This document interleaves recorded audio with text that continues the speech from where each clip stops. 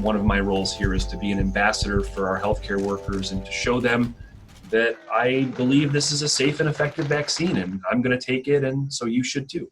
It's like every other shot I've ever gotten. Something that I want people to understand is that quick does not mean bad in medicine. The fact that we were able to, as a society, as a manufacturing industry, laser focus ourselves on manufacturing vaccines very transparently. They were, the doors were wide open to showing us their data throughout this process. We could look over their shoulders, the shoulders of the scientists that were manufacturing the vaccine, and independently review this data. During the summer, they were doing, of course, their phase 1, phase 2, and phase 3 clinical trials. Phase 1 trials, is it safe? Phase 2, does it work? And phase 3, sort of ongoing monitoring of the vaccine effectiveness.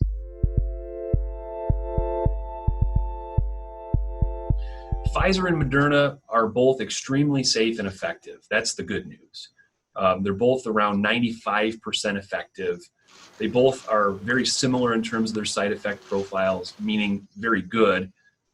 Very low risk of any serious side effects. The key differences between these two vaccines really are less about the vaccine itself and more about the distribution and the storage of the vaccine.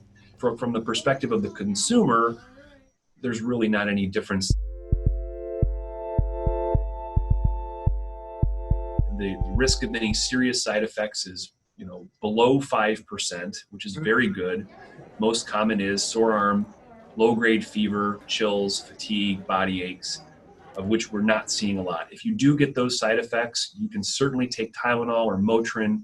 You shouldn't be afraid to take anything like that. It's not going to blunt the effect of the vaccine. We have been encouraging people, if they're concerned about side effects or if they have a history of having exuberant reactions to vaccines, to schedule the vaccine on a day when you know that the next day you'll have some time to recover.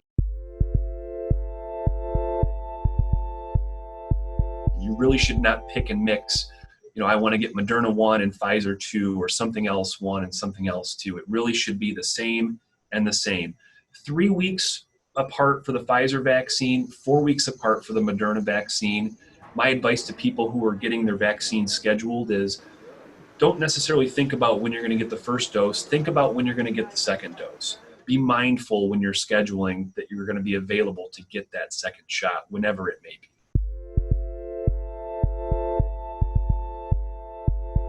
After about 7 days after the first dose, you'll have around 50% protection. That's pretty good. It's not enough, but it's a pretty good start. Then you'll get your second dose, whether it's 3 weeks or 4 weeks, depending which vaccine you get.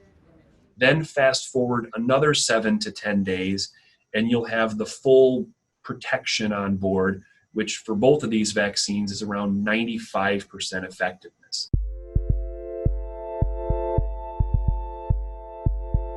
We believe, and I've heard the vaccine manufacturers say, they anticipate that immunity from these vaccines will probably last more than 2 years and possibly as long as 5 years. That's preliminary, and again, we have a lot more to learn in this space.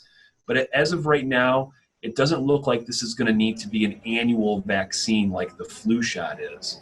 You actually seem to get stronger immunity from the vaccine than you get from the infection itself. So even if you have gotten COVID before, you should still be thinking about getting the vaccine because it's going to give you longer lasting protection than the infection would.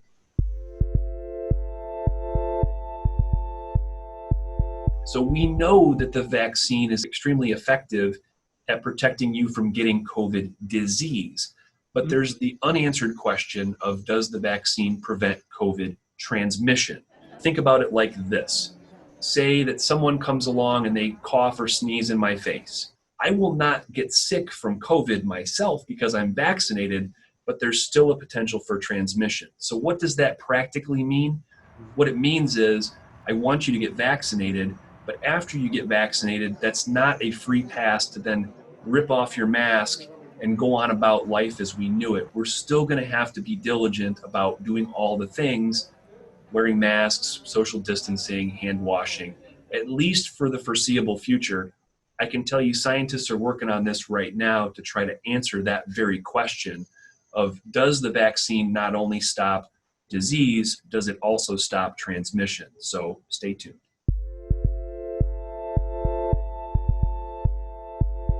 I have heard numbers floated around in the 70 to 80% range.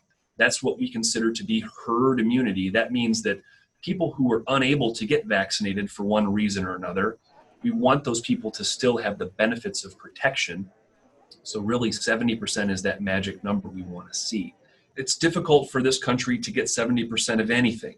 So we're going to have a lot of work to do. We suspect that's going to take the better part of 2021. We're trying to start with healthcare, move to other critical infrastructure workers, into people that are over age 65. That's where we are right now. And then once we've satisfied that, then open season, anybody can get it. It's unfortunate that we don't have enough supply to meet demand, but with time and with a little bit more infrastructure and with hopefully a little bit help from our friends at the state and federal government, I'm optimistic that by spring, summer, we'll be able to get a lot of people vaccinated, and that's our goal.